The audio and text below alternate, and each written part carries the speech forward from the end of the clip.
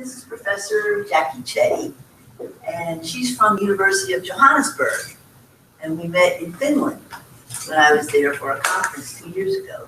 You know how it's, well, we'll have to do something together. We'll have to get our universities to collaborate. Yeah. Well, 2 years later, here we are as part of a 2020 grant through Stockton University and through the University of Johannesburg. And Jacqui's specialty is how do you teach coding in primary grades? And they're so far ahead of us. And so she's going to share tonight a lot of what's going on throughout the world and how can we really catch up and fill those million jobs that are waiting for our graduates. So Claudine Keenan, our Dean of Education, is going to welcome her with a little something very special. On behalf of Stockton University, we wanted you to have something to remember us by. For those of you who've seen these photographs, they're taken all over the campus. They're little images of the university so that you will always remember us in all the places at Stockton University. You're welcome. This is wonderful. Okay.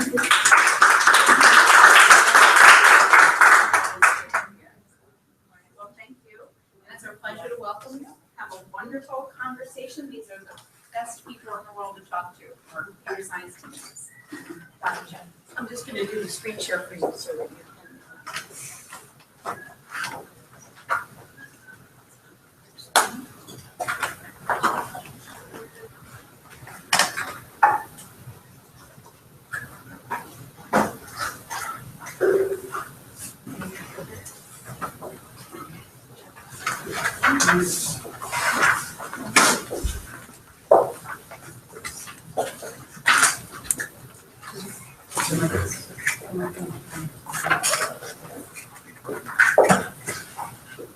Hi, good evening.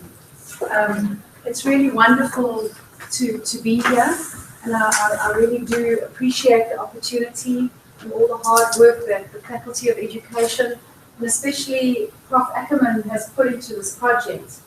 It's just really such a wonderful opportunity for me to come all the way across the world from Africa and have a look and see what you do here in America. Whenever we do attend conferences, you don't really get the reality of university at a conference. You just hear people talking about their papers. So this is just so wonderful to be dragged up and down the passages and into classrooms from Ackerman, and my head is filling with all the people that I've met. And I now bump into people and they say, "Hi, Jacqui," and I just say hi back quickly because it's just been quite a whirlwind. So thank you for that, and I really appreciate it. Okay, so just a little bit about me and who I am. I work at the University of Johannesburg, and I live in the city of Johannesburg over there. And I just thought I would just show you two pictures of our contrasting cities. We are really a beautiful, beautiful country, but we are a very young democracy, and we do have a number of socio-economic pressures and problems in our country. But I'm not only from coming to the United States, but also from attending other conferences, realizing that the problems that we have in South Africa are actually very, very similar to the rest of the world, even in a place like Finland, where the standard of education is supposed to be one of the best. So I nearly fell off my chair in November when I was in Finland, and I thought, wow, that sounds like me speaking. This shouldn't be the Finnish telling us, that students' problem-solving skills are going down the drain. It just sounded like me in Johannesburg talking about that. So I come from a computer science background, and up to my master's level I was very involved in computer science, and I was heading towards specializing in computer security. And I have taught computer programming over the last 20 years. I really feel passionate about the subject, and the reason why I decided to go into an interdisciplinary environment is because the last 10 years our students have really been struggling with computer programming, and those are computer science students that are struggling with programming. And it's just getting worse and worse and worse, and I thought it was just us in South Africa because we do seem to have a dysfunctional government educational system. But I believe and I realize that it's around the world as well. So I made the decision, and a lot of people said to me that it's going to be like a salmon swimming upstream, to change from the computer science faculty to the education faculty, because those two don't seem to go together, not only in South Africa, but I've realized across the world. But I think you need to follow your heart and do what you're passionate about, and I believe that you know, you'll get there, even if you have to swim upstream like a salmon for a couple of years. So that's what I did, and I've really focused on our students at our university, and I looked at different pedagogical approaches, teaching and learning for computer programming, and I came up with some really good framework which we've been implementing, and our students have responded very well to that. Now, during the course of all of that, I decided to focus more on schools. And the reason why I went ahead and did that is because coding seemingly was starting to enter from primary schools up to high schools. And even if you just look at high schools, especially in our country, I'm not sure what it's like in the United States, but even at high school, the curriculum is this very, very bloated curriculum, and students are really put off doing it. So the result of that was we were getting students coming into the university without any programming skills. And that just makes the task a lot harder. I'm not quite sure what it's like in the United States. The same thing. So firstly, I wasn't sure, we would call this quite a mixed group of people. In South Africa, we call it a potjie pot, okay, a potjie kos, okay? And the direct translation would be a mixed stew, okay? So I'm sorry if you do know what computer programming is or computer programmers, but I thought I would just quickly make sure everybody was on the right track. So a computer programmer really is somebody who has the ability to write programs, and you know, those programs go into the machine. The machine is actually not very intelligent. It's the humans that make the machine intelligent. And those programs are very, so that we can have applications that make our lives easier. So the programs, we create them, we control them, we manage them, and we maintain them. And the students in the classes yesterday had a giggle about control because, I don't know, they had this idea that, you know, the computers are going to take over the world kind of approach. But it is up to us. If you just have a look at where this all fits in, we started off with STEM, we got STEAM, then we got STREAM, and I'm sure there's going to be streams in some way or other, and there'll be an S on the end of that, and so we go on. So where I really fit in is over here with the technology and the research, but the STEM, STEAM, STREAM seems to be the buzzword at this point in time, and so that's really, it's really nice that they've put the R in for research, because I think that's really what's lacking at the moment. Computer science don't want to have anything to do with education, and education don't want to have anything to do with computer science. And if the world is going to go the way it's going to, where we want to get coding into the schools, we're going to have to hold hands and do this together, whether we like it or not. So just a little bit about how to become a programmer. I thought there were going to be some students here this evening, so we can, okay. So computer programming, obviously during high school is an advantage, but I said to you in South Africa, not a lot of kids take it. The resources are very poor. There's this bloated curriculum. You need to earn a degree. It's such a broad discipline that I would focus on an area that interests you. That's always a really good way to do it. And you really need to keep learning, because programming languages change, computer, they change all the time. So if you want to become an expert, you have to keep learning. So that's the type of person you need to be. And I mean, the examples of where you could work are absolutely endless. And in fact, the job market is changing. Everything is becoming automated. And what we see now as manual processes are not going to be manual processes in 5 or 10 years' time. And in fact, our children, not my children, maybe our children's children, will have, even our children, if they are young enough, they'll have between 6 to 8 different types of jobs in their lifetime, whereas we have never seen that happening before. One very important aspect over here, I think, is, especially with the economies around the world, is to really look at entrepreneurial initiatives if you're struggling to find a job. And the gaming industry is huge. And what's really nice is this graphics, artistic aspect that has been incorporated into the stream. It really just opens up the job market. We don't want to, sorry, computer science guys, but we don't want those funny little geeky guys running around.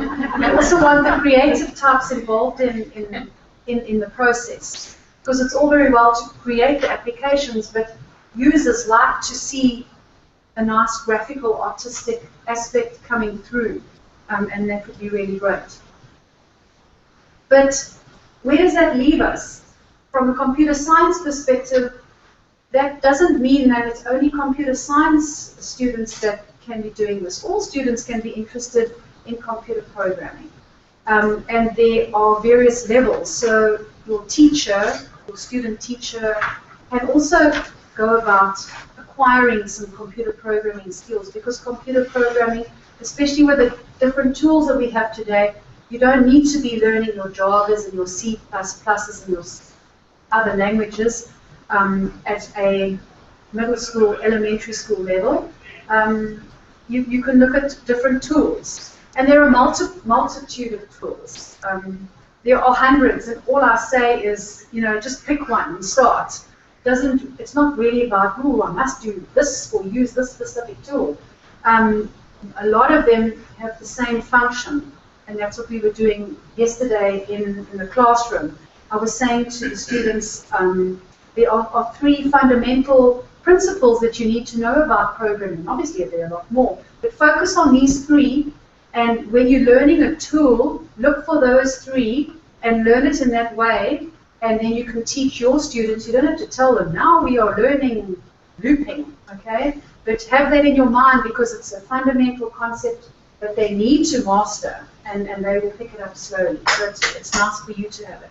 And any of these, Code Academy is great if you want to do Python, which is a really nice beginner's programming language without all the bells and whistles like Java, for example.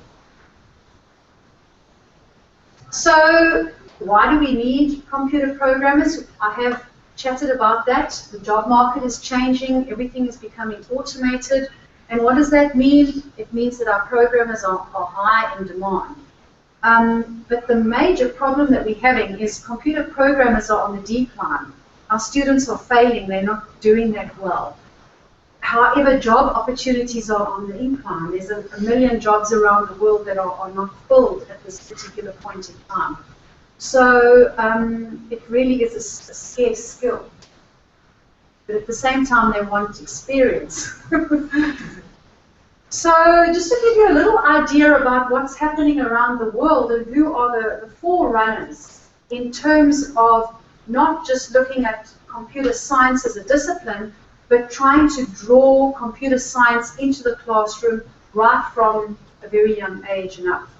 There's 7 EU countries. They are really up there with the best of them. And it was quite amazing to see what countries they were. I don't know if you've ever even heard of some of these countries. But of course, Britain, Ireland, Cyprus, Greece, Bulgaria, Estonia, Lithuania.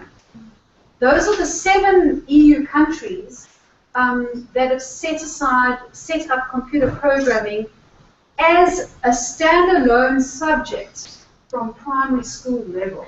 I mean, that's quite amazing.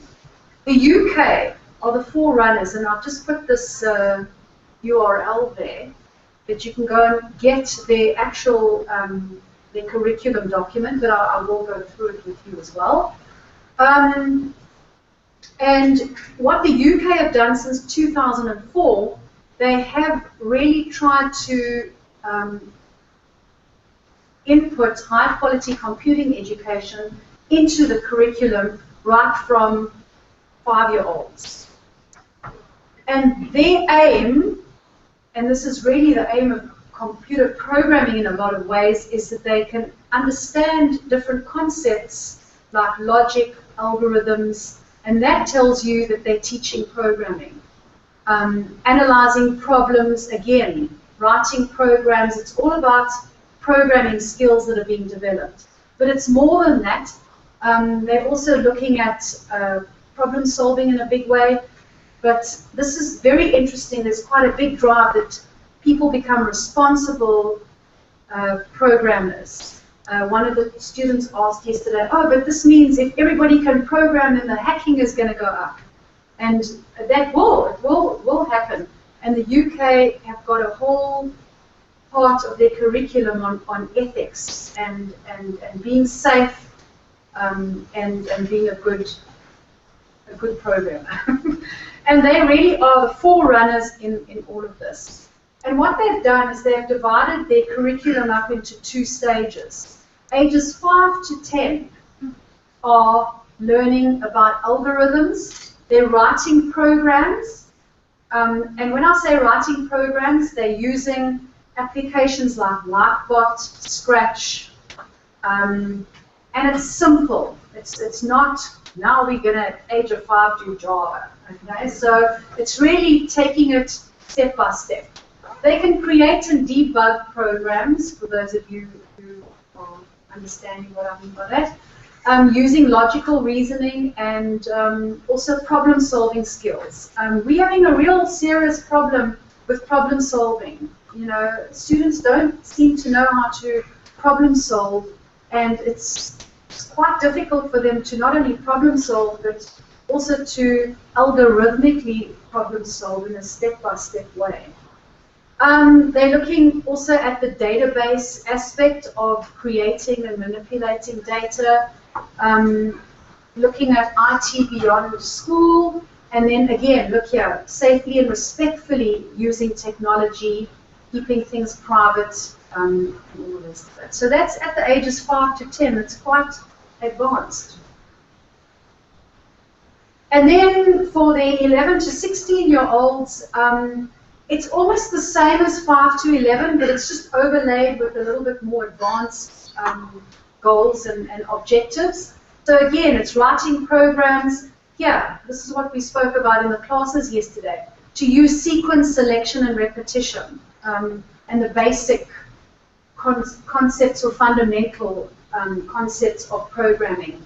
Logic reasoning, again, looking at the internet, designing, creating, it's huge. You don't have to read through all of that. Finland, my favorite, one of my favorite countries, in 2016, they are going to be implementing a program very similar to what the UK has done. And this is very interesting. Their telecoms company, Elisa, their major telecoms company, is pouring a lot of money into this. And I think that's what we also need to look at when we look at what is needed in the US. And the minister, that guy there, he has said that it's going to take the entire community and a whole load of resources for us to to make sure that this happens, just to give you an idea of their vision and their goals. And they also, again, want to start at primary school. And they're looking for models that can be adopted. They're not going to reinvent the wheel, so obviously they'd be looking at the UK and all of those. And there's a little picture of a teacher in Finland doing, that's it, scratch. Scratching away with Scratch. Okay? So that's quite interesting. Now we get to you guys. Please don't throw rocks at me.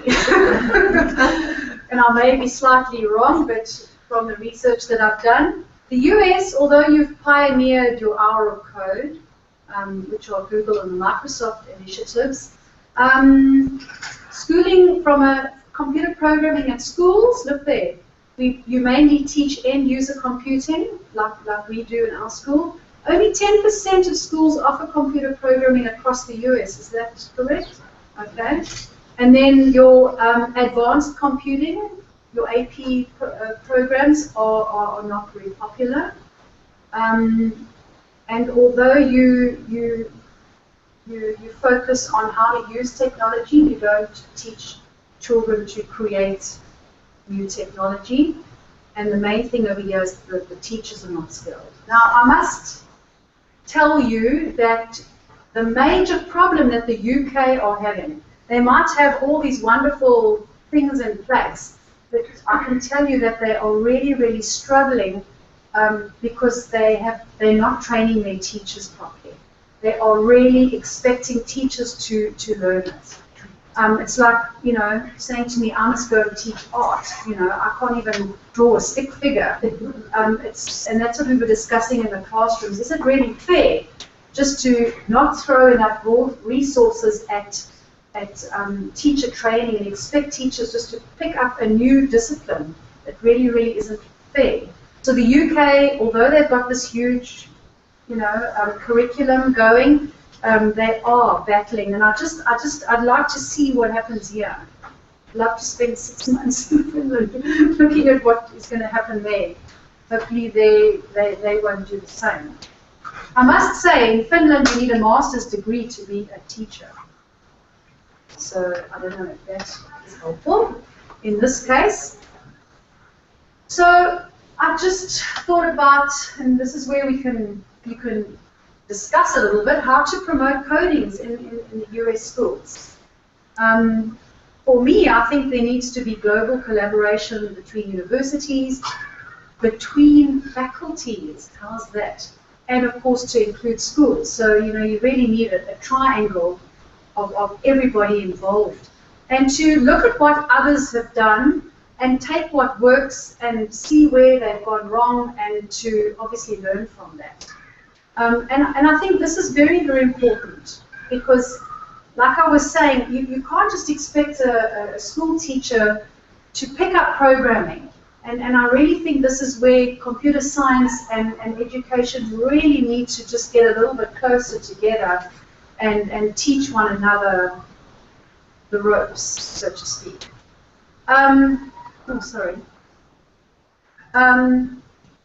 It obviously needs to be a solid program that's going to be implemented, well-funded, and teacher training, okay, and rewarded. I think that's the key. And if you're looking at it from a elementary, middle school perspective, this is really, I think, the way to go. Because if you can use a tool and overlay that tool with just the basic fundamentals of programming, and I'm telling you, you could sit with anybody from a computer science department, and in the morning they could, it's not going to take hours and hours, am I right or wrong? to just get the basic fundamental ideas around and to overlay it with some tools. So what tools are out there? There's quite a lot. I'm just, there's hundreds of different tools. Here we have a tool over here that's just a new tool that's been bought and fiddled about with. Ages 4 to 8, you can have a look at Lightbot, Targetbot, Hackerball. Hackerball is really great. Gaming, you create a game, okay, through programming. My daughter told me about that one, so ask your kids as well. Ages 6 to 10, Tinker, Kids Ruby, Minecraft, Scratch, Lego Mindstorms. We have a little robot here I can show you as well. I use this quite a lot. Teach with. Ages 8 and up, Scratch, Hopscotch, Lego Mindstorms. And then from there, what's really nice is to go to Code Academy, for example, and look at Python. Code Academy are really great, and you'll get solid fundamental skills going if you go and have a look at Code Academy. Sorry, we're all looking on Hackathon right now. So if you notice everybody looking down, that's what's going on with everybody, right? Okay. Now, why isn't this? There we go. Okay, so there you can see this is what I've been using. What we did at the university is, because our student skills were so low, we actually, in our first semester, we don't teach a programming language. We teach problem solving, but in an algorithmic manner. And what we did is we overlaid it with the Scratch, and we've realized it might be better to use Python instead. And we also overlay it with the Lego Mindstorms. The Lego Mindstorms is very, very nice. I'll just show you, because they write little programs with the robots, and then they can visually see what's happening. So you can quickly see, oh, okay, I got the robot to turn left instead of right. That's where I've made my error. So it's a very, very nice from that perspective. So this is just to show you how it works. So all the way from Africa, the little robot is in my suitcase traveling away. Okay, so that's just to give you an idea of what it does.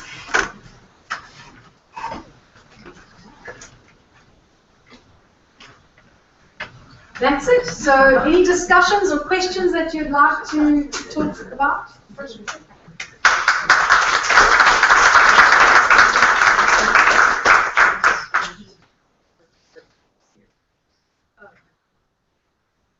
We've been horoscoping too, so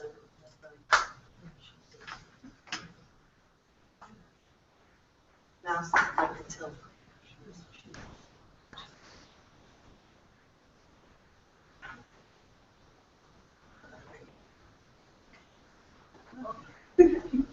So is there anything anybody would like to ask? I don't quite know why you are here this evening for, would you like to talk about coding in schools? Is there anything that anybody would like to ask? That's like Lego Mindstorm. Now, how do you learn the programming behind it? How do you learn how to teach the kids the programming behind that? You see, that's where the computer science background is quite valuable. Right. And that's what I was saying just now. If you can somehow get computer science, the programmers, to, if you're looking to learn this, to teach you just fundamental or basic concepts. Learning the software is not difficult, because if you have a look, we haven't got it up here, but if you go and have a look at, for example, an application like Scratch. I can do Scratch. You could use Scratch. Oh, you can use Scratch to run it. No, not this. Okay, no, It looks very much like Scratch. Yes, Oh, yes. okay, So it's you a can very use Scratch. visual. You could do that. Yes, Okay, yes. Got it. Okay. So the idea is that you just look at a tool that you think will be beneficial in your classroom and focus on learning the fundamentals of that tool. But it's very difficult for a teacher to do that on your own. And I think that's where you really need support, and you need a program going if you really want to get coding into schools from a young age, is to teach teachers just the fundamental building blocks of computer programming, and then overlay it with something, for example, like Scratch. And that's what we were doing in the classroom. And in half an hour, they picked up sequence of Ackerman. Can you say that? Do you remember that? Sequence, decision, repetition. Yes, yes. Okay, so that's really what we were looking at. And they could point it out on the little scratch programs. Oh, there's the sequence, this is repetition, this is what we mean by decisions. And I'm telling you, it was quite amazing. I said to them, okay, if I just say to you as teachers, you have to learn coding, how does that make you feel? Oh, I'm scared, it's frightening, it's this, it's that. And then afterwards, I said to them, okay, now how do you feel? Oh, it was so much fun, it wasn't as bad as we thought, this is easy. So you just dispel the whole myth of coding being for the geeky types and a difficult discipline. But it really does need a program. You can't just, expect somebody to pick up concepts and to really understand what they're doing without a little bit of background, I think. I may be wrong. Any other questions? Yes. Well, you specifically mentioned algorithms, which of course we're used to using in computer science. But have you been working with teachers in other disciplines to try to get the notion of the algorithm across the curriculum so that when they face it in computer science class, it's not so daunting? No, but that's what I'm saying. I think that needs to be in place, as opposed to just having a tool. I think that's very, very necessary. And of course, I come from a computer science department, so I haven't been involved in schools. Last year, for the first time, my daughter's school, I approached them and I said, we've got to get girls coding. There's a need to get girls coding. And she comes from, she goes to a really good private school. And those girls are really quick and bright. And we did robotics with them, and we did do Scratch with them. And now we're starting to teach the teachers. But I think it's very important that you teach teachers the underlying fundamentals of algorithms. That's what I was saying. Just get some foundational layer and overlay it with an easy tool that doesn't feel like, this is not very, very complicated. And I think you for primary school, elementary, middle school level, you can get that going. I don't know if the computer science people agree. Yes. Me as a student myself, I have some experience being teaching. Yes. So I think that you said something about cooperation, about between schools, between faculty, but as a student myself, I find it really easy.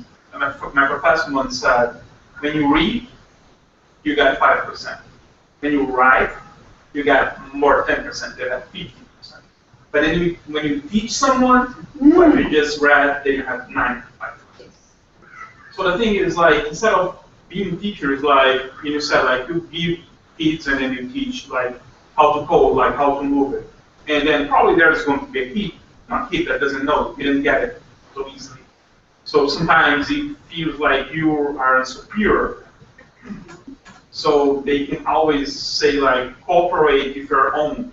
Like I had a professor that instead of like giving tasks, give a really difficult list and then teach the students, solve it. And then I roll a dice, it's six problems with an extra. You roll a dice and then, yeah, not far. Fine. Logically, it's like under wrap, so like there's some order. But instead of like giving problems to kids, and then they're like, I don't know, I don't have how to solve it. You teach like how you can cooperate with your own colleague from school, like you didn't get it, how I get it. Let's cooperate. That's how free software are made. I know something about this, you know something about this. Let's cooperate and make it ourselves. Yeah, part of my PhD, I look at collaboration as a and what we found is we did, the first time we put this into schools with the girls, we had 3 girls, and we found that it was too many. One girl was always left out, and these girls were seriously bossy. So we found collaboration of two was ideal. And definitely, you get two little kids, they call it pair programming, where they sit together and, they tackle problems. And that's the great thing about programming, is that it's not I'm here and I'm going to teach you. It's, here's a problem, let's solve it together. So you have more of a student-oriented approach in your classroom. And that also gets kids thinking. So coding, I think, is great because it gets children thinking as opposed to, what are you going to tell me today? And that's also wonderful. And then they learn together and they learn from each other. Yes, Karen? Well, as a classroom teacher, 4th grade, I really didn't know a whole lot about coding myself. And I'm finding that, and I did attend some workshops last summer, and just recently went to a Mindstorm ED3 workshop, which was really interesting and fun. But what I'm finding with my students is the more I focus on project or problem-based learning, inquiry-based learning, where we're doing these activities and I'm asking them to help me, they get so excited, as opposed to training them for getting them ready for standardized tests, for example. So with Scratch, for example, there are tutorials on these sites and these programs. There's tutorials, so I use those tutorials as a benchmark or as a starting point to help the students kind of get interested and involved. And then I find that they like to teach me how to do things. And if I say, I really don't understand how to do this, they pick it up so much faster than I would. You'll find that they quickly surpass you. They actually have gone way past me at this point. And that's really what you want. That's fine. That's fine. I admittedly say to them, I really don't know a whole lot about this, so you're going to have to teach me. And they like that. Yes. That motivates them. So it's you ask the question, how do we get teachers? Well, teachers, I think, need to stop thinking that they have to have the answers to everything. And I think maybe getting them to understand that it's okay to not know, and that the students are going to be the teachers because that's where they really understand and learn and transfer knowledge when they're becoming the professor or the teacher and they're helping somebody else learn. That's how we're reaching that higher level of Bloom's taxonomy. Yes. Anyhow, so. Lovely, wonderful. You don't have to know it all. No. Any other questions? Any other inputs? Like she said, like my professor himself, sometimes he get a question, he doesn't even know how to solve it. But he gets the students to solve it. And sometimes, like, we don't solve it either, so it's like, okay, number 4 it's no go. Just try to understand something and then make questions on how you get to that. Like, in other words, you need to go like from this to this to this to this, and then you get it. So, instead of like just going over what am I going to teach you today? What can you guys teach me today? Anything else? Yes. How would you feel about expressing the advantages that our pre-service, that our future teachers have if they're ready to enter the job market with these skills?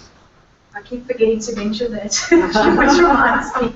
Yes, the wonderful part is if you are if you are busy with an education degree, and if you take the initiative and you learn how to code, you have an advantage over another teacher applying for a job and they don't have the same skills.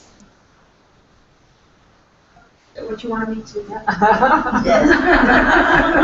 Exactly what we were looking at. I think the challenge in that environment is that we have so much to teach them about technology integration, and that I really feel like there should be like 2 levels of that kind of course, like one that's required and one that's more of an elective, where they could get into those upper level skills and really make themselves marketable.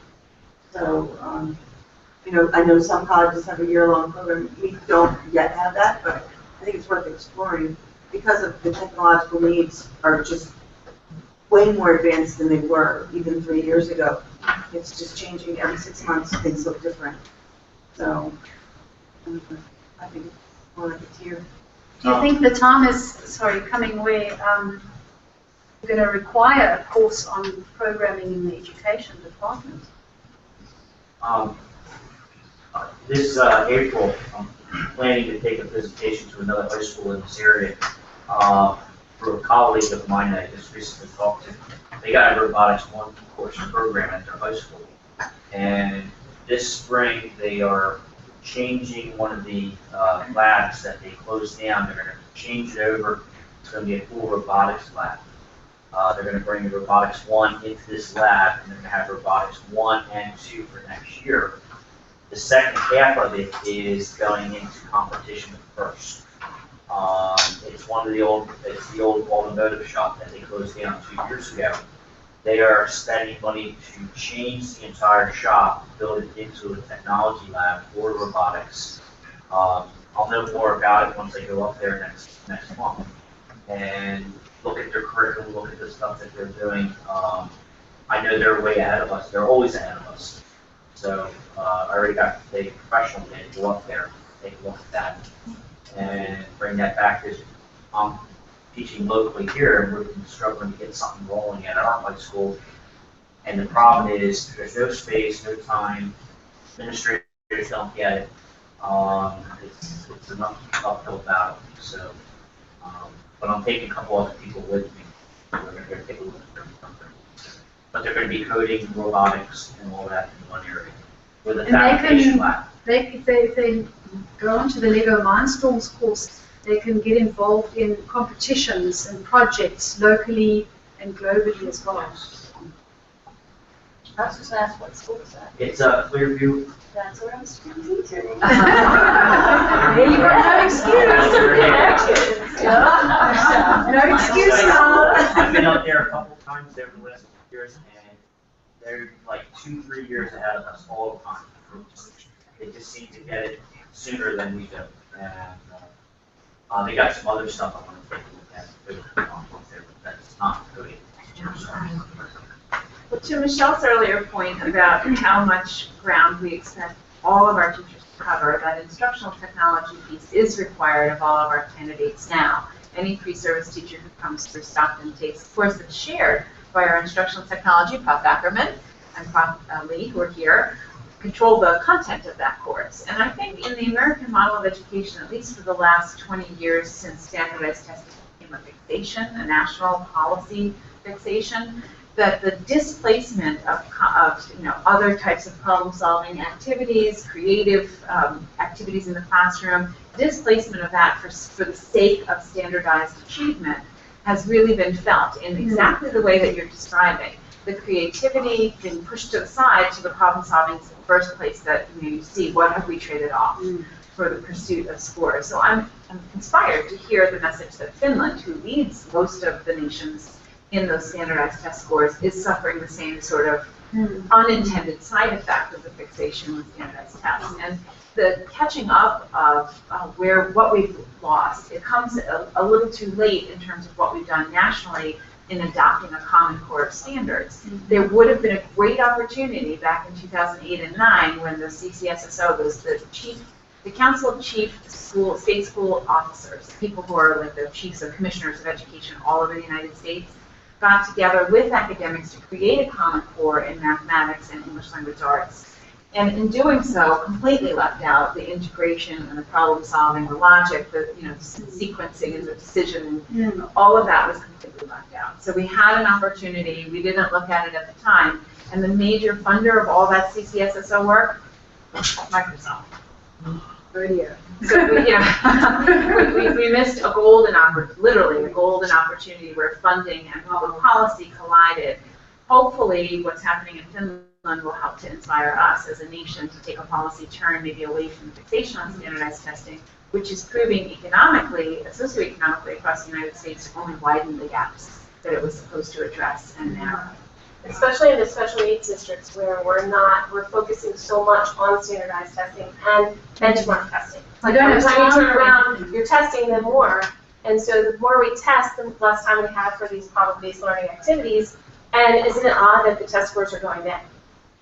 So, and we're testing them on computers now, yet we're not funded enough. We don't have enough funds to supply all of the schools with enough technology. So you're learning, and you also have to figure out, you're trying to teach your kids how to take the actual test. So you're not only trying to teach them the content, but you're also trying to teach them how to, keyboard and how to take a test on a computer and read. And then you have those kids that have special needs. So they can't focus on a computer. They have to have a paper pencil. And isn't it also odd that those kids that took paper pencil tests for the park assessments did much better than the computerized tests? So, I think that as a nation, we need to get away from all of this standardized testing and prepare the students like we're supposed to be for career and college readiness, but not always testing. At the high school level, it's total disable for 24 days. Because, they're getting tested, but it's disruption that follows every teacher in every classroom.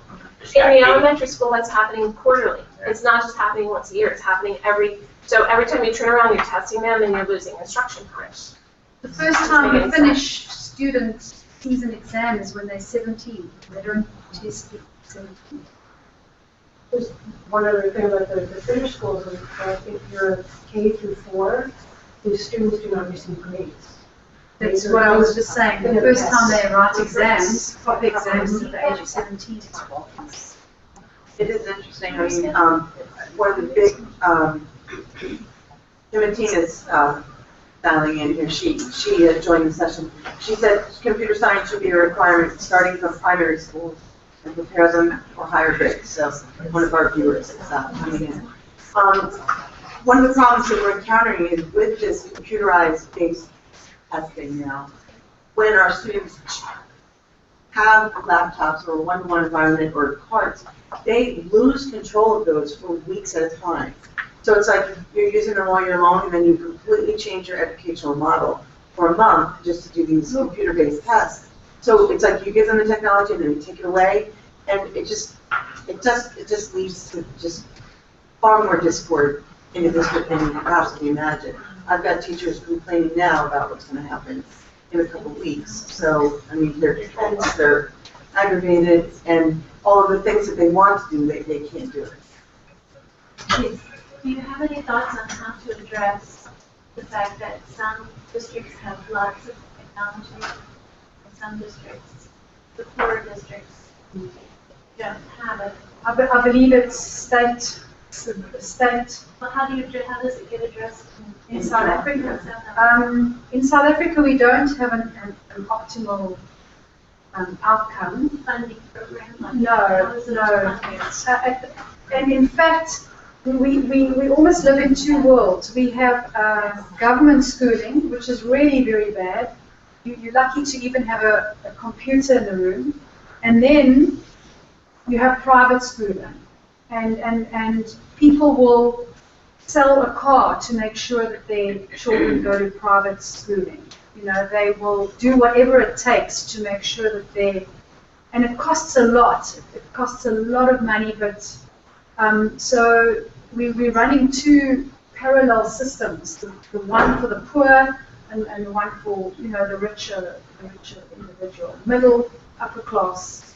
And the middle class, they are really, they're downscaling so that their children can, So if you're paying a lot of money in a year, I don't know, it's difficult. I pay 80,000 rand a year for 1 year of schooling. I don't know how that would equate to $20,000. I don't know, is that a lot? Fourth grade. Yes. Yeah. Fifth grade. Yeah. That's a lot. A lot of women wouldn't need to work if it wasn't for the schooling. A lot of women work because their children are in private schools. I come from a very small district, and I don't know how we can possibly stay current with these things unless we get really committed to a university like Stockton. Like, I think that the relationship between the university and the primary schools in the area needs to be really, really, really strengthened. But I think it needs to be more than that. You know, businesses need to get involved with, and what Keanu was saying about the endorsements. States need to start endorsing, you know, computer science as a subject. And from what you were showing me, there were about 20 states that do. Yeah. I think we value what it is that we require. That's what happens. So when it comes down to certification or endorsements in the teaching area, we're only going to compensate teachers properly when we recognize what it takes to train and prepare them, and that's only recognized in some end credential. We in New Jersey are not one of those states, although this organization that's hosting tonight's meeting, CSTA, New Jersey, 3 New Jersey regions, are constantly talking to our legislators to try and get that endorsement through legislatively. You have to keep doing that. Really, and I think the answer to all of what we're saying is what you started with the Mindstorm analogy, collaboration. One of our newest programs, we have a doctoral program in organizational leadership, is specifically not educational administration or educational leadership. Deliberately, consciously, aggressively, organizational leadership, because we want corporations in the same room with educators and healthcare providers, members of clergy, municipalities, policymakers, all working together. There's no way to solve these very sticky problems if we each try to do it from our own position. If we don't partner, if we don't work together with one another, we're not going to get any farther than we had when we were working separately. So I'm That's hopeful. how I feel. Yeah, I'm optimistic, and the message you bring us is a very inspirational quality that we can get there. Yes, we can. Collaboration. Thank you.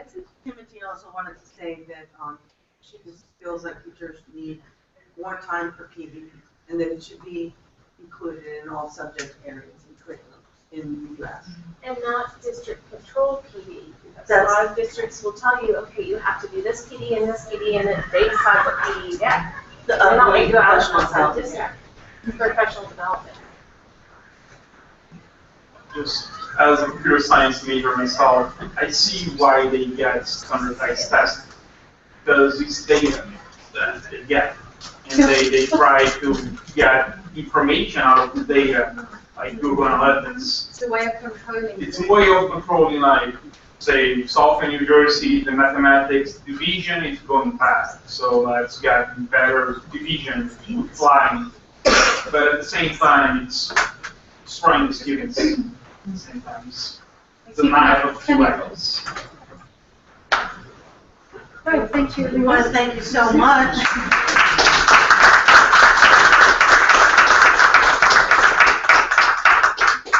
We're actually going to switch over to the CSDA portion of this meeting, which is our chapter business. So if you are a student that came here and participated, you're welcome to stay, but you are free to leave because we're just going to handle all of our regular business. And Before you leave out, if you did not sign the sign-in sheet, please sign one before you go. There should be one on each table. thank you so much for coming.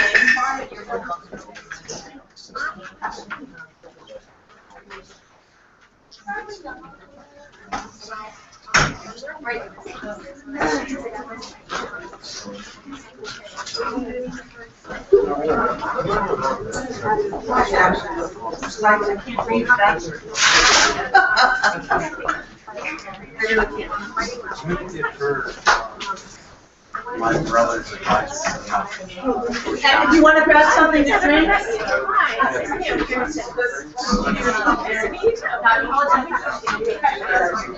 It's okay, I'm going to ask you yours as well. I'm good a couple times, after a couple times, you're 2 or 3.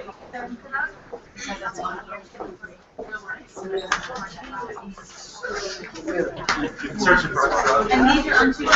Thank you guys. And you go and quick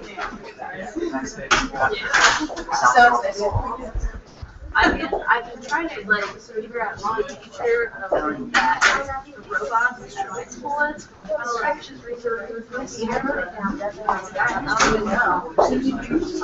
art, stuff like Italian songs, but business. Did you turn the side? Are you gonna go to that?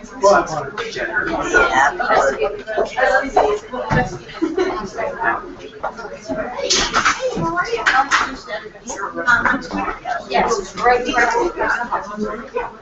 Sir, did you?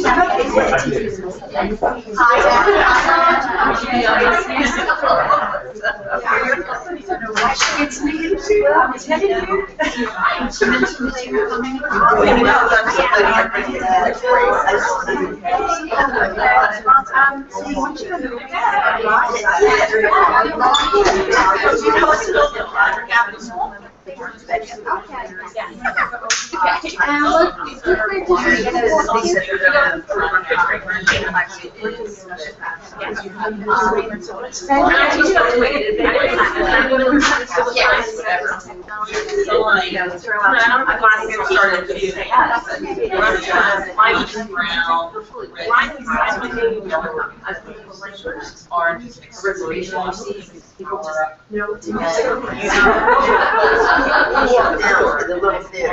It's just gorgeous. That's nice.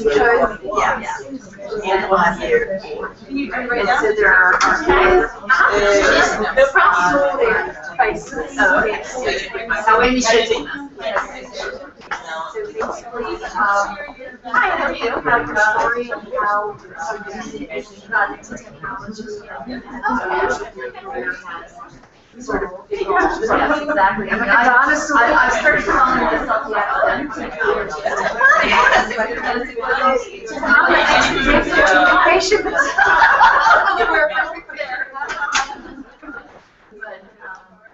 So, basically, everyone can just come back to the table. We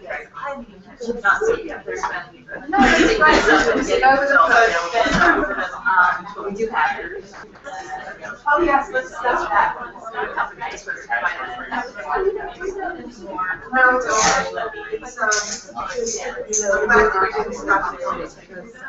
I wanted to save it, change my calendar. I know I gave my students the extra credit. I called them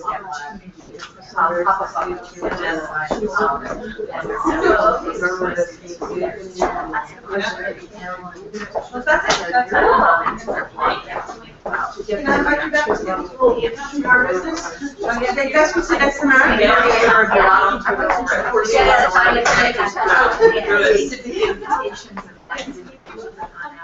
Somebody says, start giving the arm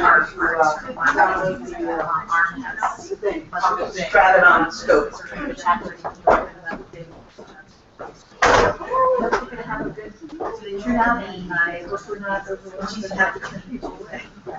I'm sorry. I didn't do Do you want to send them that?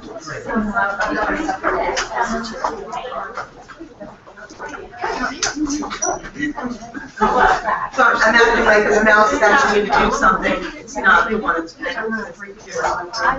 moving it. It's doing something up there though. Okay. So we just have to have a review and approval of the minutes. So, Dawn, I've got it. I'm ready. I just need things. I'm good.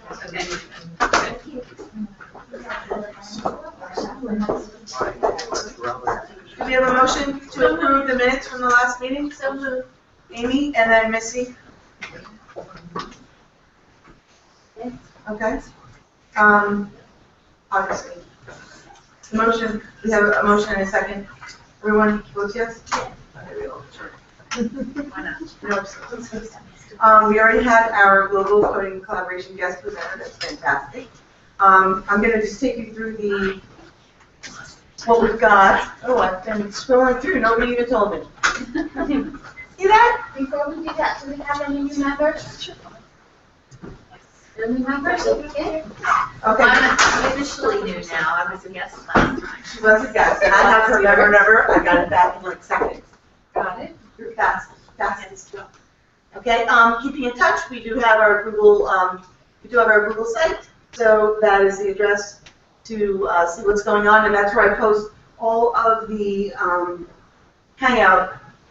So if you want to go back and review a session, there was a tool that we talked about. You're like, oh, what was that? You can go back and you can actually see our meeting. And again, CSTASNJ.org is our link. We have a Facebook and a Google Plus community, and of course on Twitter. So that's how you can keep in touch with us. We have some current shout-outs. Adam Swift received Teacher of the Month recognition at Egg Harbor Township High School, and we've got a link to Kevin Jarrett's blog, and he was just recently approved for the Google Expeditions Pioneer Project. And so they've been checking out the beta application and the supporting materials. They've got the pilot up and running. He'll be able to answer questions as soon as they play with it a little bit. So if you have also been selected for this, anybody else? I put in for it multiple times. Did you? No. I put in for it on every single email that I've got at every different school. And no, they're just not ready to select me yet. But they've selected Kevin. So Kevin got selected, and we're just dying to see what is different from what we normally see on Google Cardboard. I've seen the expedition. You've seen the expeditions? Yeah. And I've only seen just the sample expedition. So if you've never used Google Cardboard, I forgot to bring one tonight. Meredith's got one, but we'll bring it to the next CSTA meeting because they are a lot of fun. Shout out for Kyle Caldor. He traveled to the VET conference in January over the use of Skype in the classroom, and his class is going to be featured in an upcoming episode of Born to Explore on ABC on the 2nd of April. And he purchased a Padcaster kit, again using green screen productions for the students for their morning news. Anybody use Padcaster? Find out about that. So Professor Chetty will be leading a session at his school on the 16th. So she'll be presenting. We've literally been dragging her everywhere. Her schedule is so full. And Kyle is organizing another Teach Meet to precede the opening ISTE keynote in Denver. We had a Teach Meet at ISTE last year. Yes, it was prior to it. There was a lot of good stuff that went on there. So if anybody is going to ISTE on probably the Saturday or Sunday before ISTE actually begins, there'll be a Teach Meet, and it's a lot of fun because you're literally meeting people from all over the world instead of just a local Teach Meet. Yes? I don't know what that is. It's an unconference where people come in that day and they actually will build a board of sessions that they either want to attend or that they're interested in presenting. And so, you just build this board, and everybody that's attending. But what does ISTE stand for? ISTE is the International Society for Technology and Education, okay? And that is a worldwide, it's a worldwide The biggest society conference in the world. And it is the biggest EdTech conference in the world. Every year it's in a different place. This year it's in Denver. You should come. Yeah, we'll have to get you there. It's going to be a couch or ISTE. That's like about what it's going to cost. Okay, so you might have to think about that. The Teach Meet before that is a lot of fun because there's lots of sessions at ISTE, but the Teach Meet is a nice collaborative environment where the teachers actually get a chance to take control of what sessions get up on the board and what they want to attend. Kyle's also presenting 3 other sessions at ISTE, including a 90-minute workshop on Minecraft in the classroom. So that's good. Okay, Kyle. Meredith is going to be presenting at, that's Meredith right here, at Camp South Jersey on March 19th, at Camp Philly on April 2nd. There'll be ER workshops on Google Apps, April 6th through 8th, and Bacon Bites Conference. Never heard of that. That's like cooking school, RM Bacon School. He's running his own little conference there, a tech-related conference, and I'll be running the makerspace there. Okay, where is like school? Somewhere. In Millville. In Millville? But why? Okay, in Millville. And then at tomorrow's Classroom Today conference at Rider University, and she's also presenting at ISTE in 2016. Yeah. Mm-hmm. And working with the Maker Depot Academy, that's the one in North Jersey, right? Yep. To develop and provide curriculum and PD for schools related to STEM and maker spaces, and of course she'll be at stuff, which is this summer. I do have the date for that, and I'll add it to the to this. These presentations are always available on our website too. So if you don't feel like watching the archive, the presentations are right there too with all the links. Dawn Watkins is interviewing students this weekend and next weekend for the summer Tech Trek, which is a week-long event for rising 8th grade girls who are participating in STEM projects and trips, and that happens right here at Stockton University. On April 27th, I'll be presenting coding for elementary teachers. I'll be at Camp South Jersey. Can't make it at Camp Philly. I've got something else going on. But I'll be presenting at ISTE 2016. And this is the first time I get to be an ISTE Awards judge, so I get to evaluate a bunch of different things that are coming down the pipeline at ISTE. So that's exciting. And of course, NJEA Tech stuff.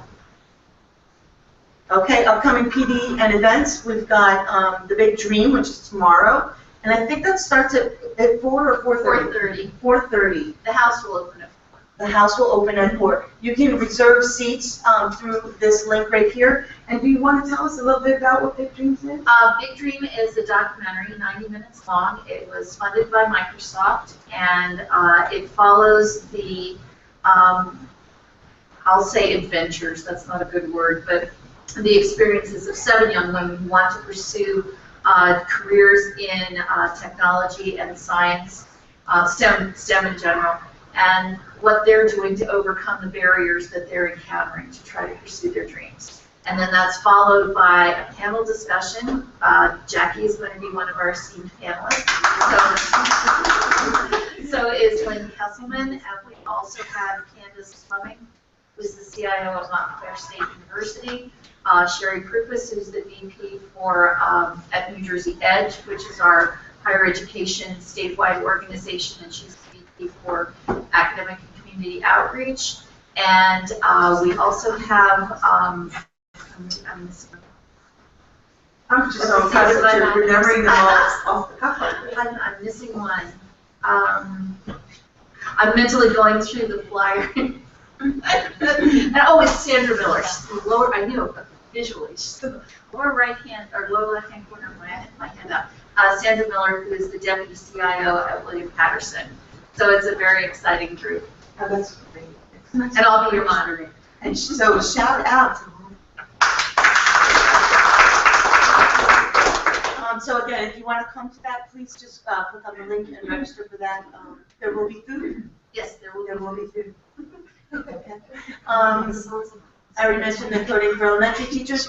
This link right here, they are teacher scholarships. So if you're interested in looking at that and sharing it with some up-and-coming teachers or teachers that are already in the workforce, just click on this link, and that is some teacher scholarships.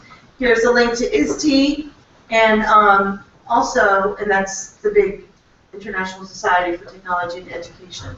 And I should have added something to this. This year, the CSTA is actually going to have something prior to ISTE starting that's just for computer science teachers. And I will email that to Dawn, and she will send that out to all of you, and I'll add it to this. It just came up in the mail the other day. So there's going to be special sessions just for folks that need that. Because ISTE is huge, and it's got so much. It's got a broad audience, and so they're trying to create these special spaces where people can actually get together with like-minded individuals and solve their problems. So there is a CSTA job board. I don't know if you know anybody that's out of work, but I saw a number of jobs posted on the job board, so check that out. There's that.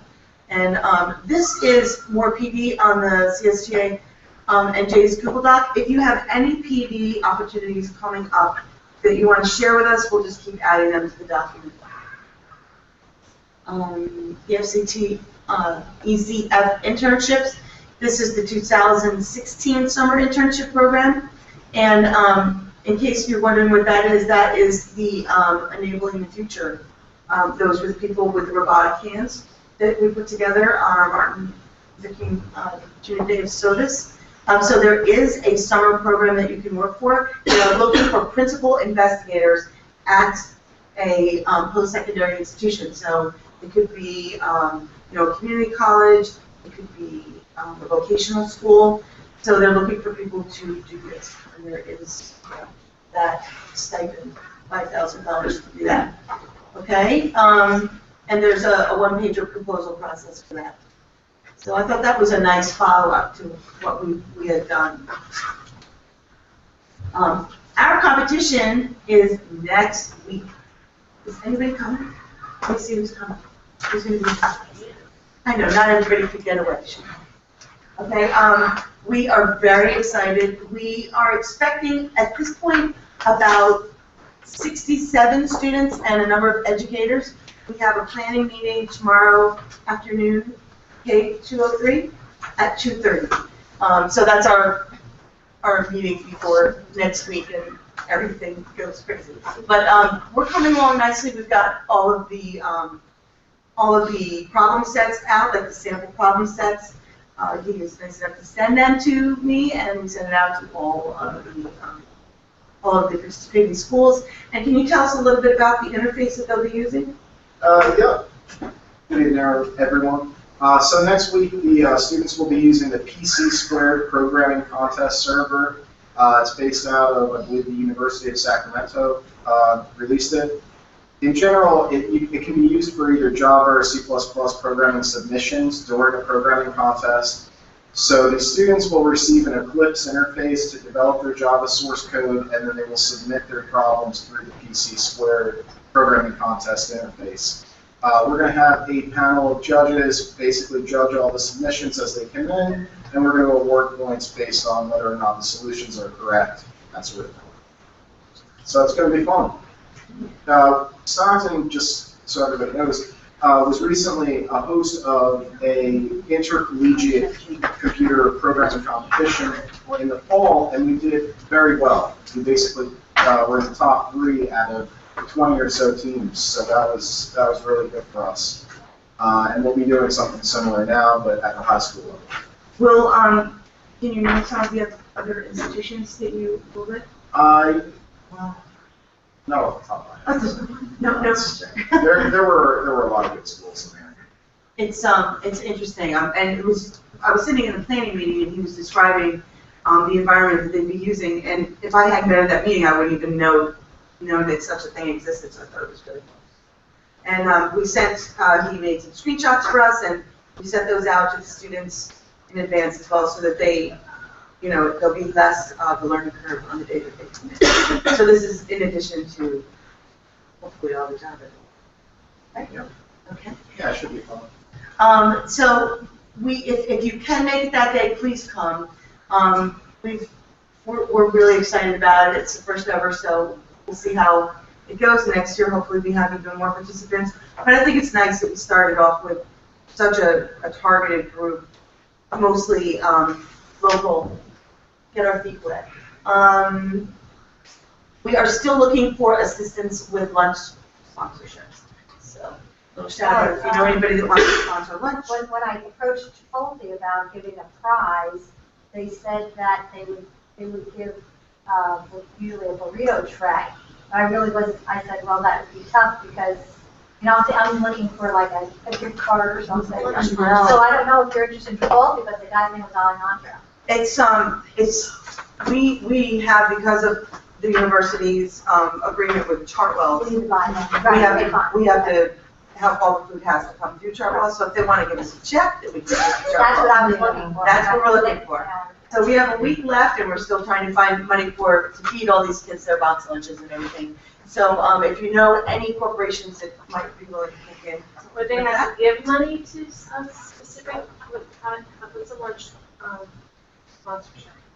a lunch sponsorship would be anything that they could contribute monetarily. They wouldn't give food, they would give money. They can't give food, they have to give I'm money asking for that. because Wawa, I asked my husband, there's any way that Wawa donates money, or not money for food. We can't accept food because of the relationship of the college with Chartwells. That's what I'm saying. That's our catering company. Okay. But we can pay Chartwells with any money that we can do. Yeah, well, that's what I was asking. Wawa would want to give us I was asking for the food. nice part. little shorties. Yeah. I know, that would be perfect.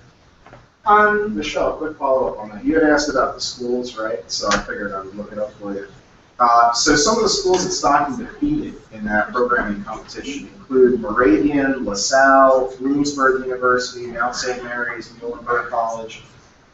You got them all. Now, I have a question for you, because I heard a lot about Bloomsburg computers last week, and these are specialized computers that are just for, the business world, and it sounded a lot like gaming keyboards to me. Are there programming keyboards and programming mice that are like gaming mice and? Yeah, I think there's a lot of crossover there. So I do a lot of gaming and a lot of programming, and I do it all on the same keyboard, but it is a mechanical keyboard with cherry red keys and all that kind of stuff on. But you know how you can assign certain buttons on the mouse, different things when you're in a gaming environment? Can you do that with programming? You can, where yeah. it's like paste in code and stuff? You can, but I don't think that programmers leverage it that frequently. What they do use, though, is IntelliSense and other tools while they're programming. But typically, it involves invoking a keystroke. So, for example, our magic keystroke in Eclipse is control space. You can basically control space your way to anything you want, that sort of thing. So it's using the IntelliSense system more so than the actual hardware like a gamer would, because the response time for gaming needs to be so low. You need to get it out. And with programming, you're allowed to think? Yeah, you're allowed to control space and think for a moment. So.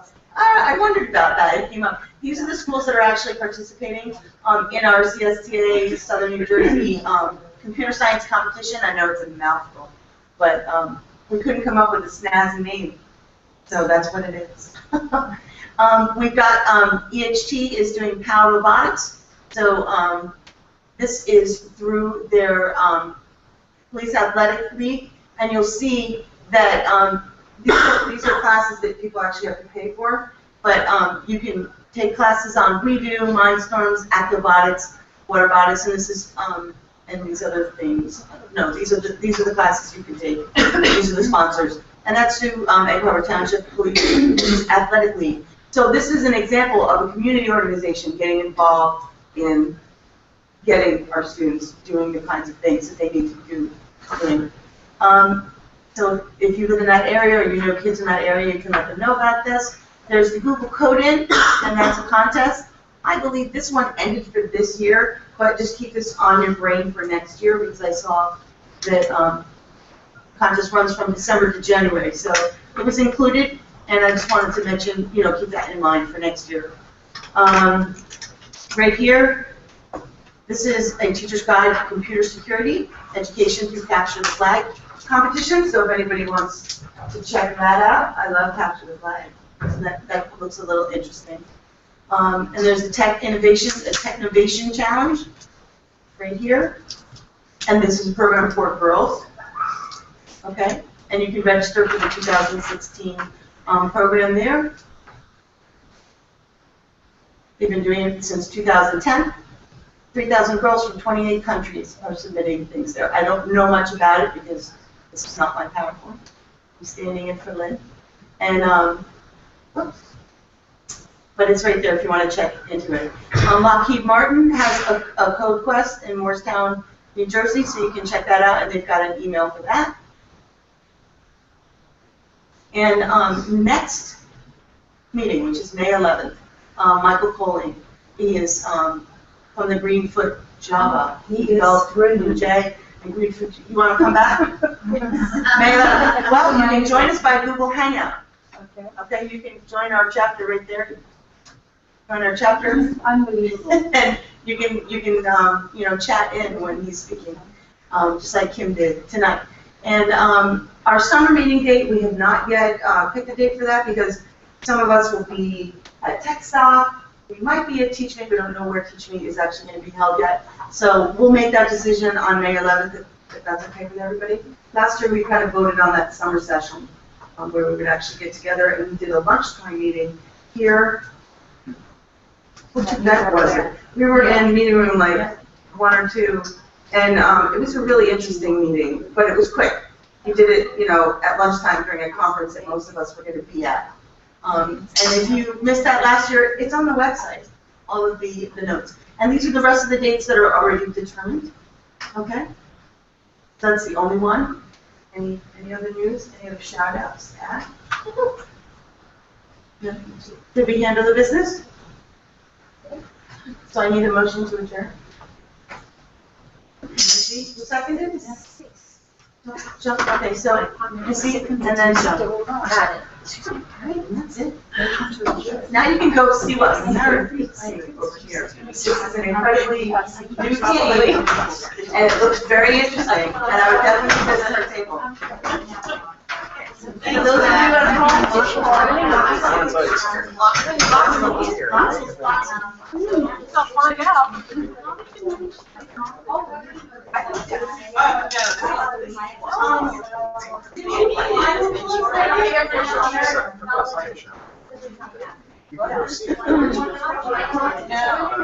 I always recommend Isaac. Oh, see, something in your hair. I was inspired. Oh, thank you.